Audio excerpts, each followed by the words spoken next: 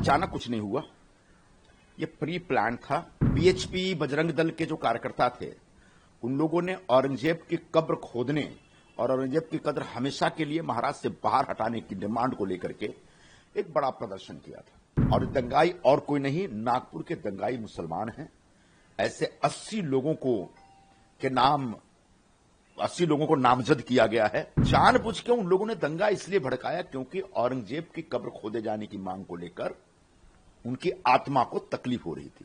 Opposition में जो बैठे लोग हैं वो सारे के सारे औरंगजेब के नाजायज औलाद हैं। अपोजिशन में बैठे लोग हैं वो और नागपुर के दंगाई, इनके तार मिले हुए हैं। जानबूझ करके नागपुर चुना गया है, जहां से नितिन गडकरी जी हैं, जहां से चीफ मिनिस्टर आते हैं, जहां आरएसएस का हेडक्वार्टर है। प्रथम दृष्टया यह समझ में आ रहा है कि अचानक कुछ नहीं हुआ, यह प्री प्लान था, पूर्व नियोजित दंगा था। सुबह बीएचपी बजरंग दल के जो कार्यकर्ता थे उन लोगों ने औरंगजेब की कब्र खोदने और औरंगजेब की कब्र हमेशा के लिए महाराज से बाहर हटाने की डिमांड को लेकर के एक बड़ा प्रदर्शन किया था और वो प्रदर्शन दोपहर तक खत्म हो गया था। उसके बाद महाल एरिया में वो पार्किंग का जो जोन है, जहां पर मुख्य तौर पर हिंदुओं की गाड़ियों की पार्किंग होती है, मुस्लिम भी करते हैं, लेकिन उस दिन नहीं थे, कल नहीं थे। उस क्षेत्र में जो आगजनी पैदा की गई और दंगा भड़काने और आग लगाने की कोशिश की गई, वो कुछ नहीं, बिल्कुल दिल्ली पैटर्न पर एक पूर्व नियोजित दंगा था। और दंगाई और कोई नहीं, नागपुर के दंगाई मुसलमान हैं। ऐसे 80 लोगों को नामजद किया गया है।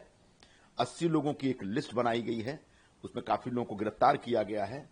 और जो भी दंगाई है, जिसने भी आग लगाई है, उसको बख्शा नहीं जाएगा, ये तो हम साफ साफ कह रहे हैं। दूसरा बड़ा विषय है कि जानबूझ के उन लोगों ने दंगा इसलिए भड़काया क्योंकि औरंगजेब की कब्र खोदे जाने की मांग को लेकर उनकी आत्मा को तकलीफ हो रही थी।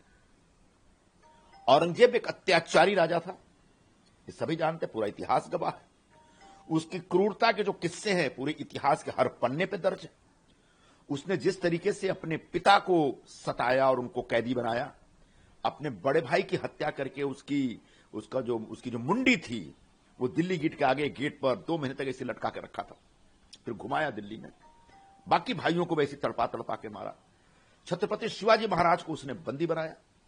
छत्रपति संभाजी महाराज की जितनी निर्दयतापूर्वक हत्या हो सकती उस सारी सीमाओं को पार करके उसने उनके जीभ काटे, आंखें निकाली, नाखूने निकाले और उसके बाद उनको निर्दयतापूर्वक मार डाला।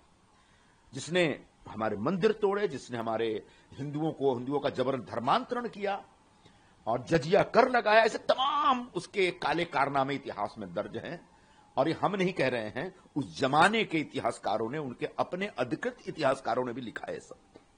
तो ऐसे व्यक्ति की कब्र महाराष्ट्र में तो कम से कम नहीं होना चाहिए, उस जिले में नहीं होना चाहिए जिस जिले का नाम छत्रपति संभाजी नगर है। और ये मांग लेकर के अगर पूरे महाराष्ट्र के हिंदुओं का खून खौल रहा है तो मुझे लगता है कि सरकार इसको माने।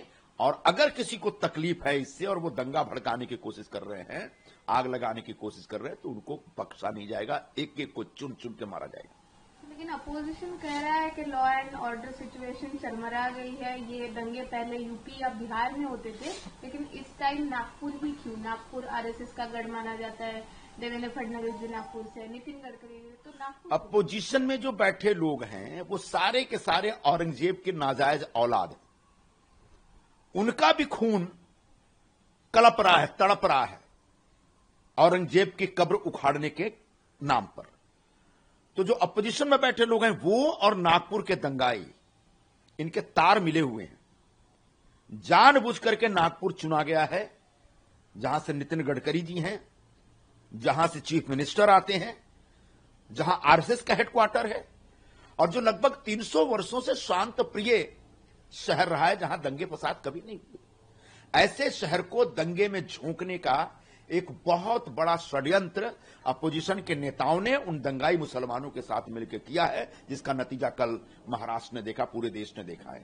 आगे अगर इस प्रकार की आग लगाने की कोशिश की गई तो किसी को नहीं छोड़ा जाएगा, किसी को नहीं बख्शा जाएगा। हम साफ साफ शब्दों में कह रहे हैं।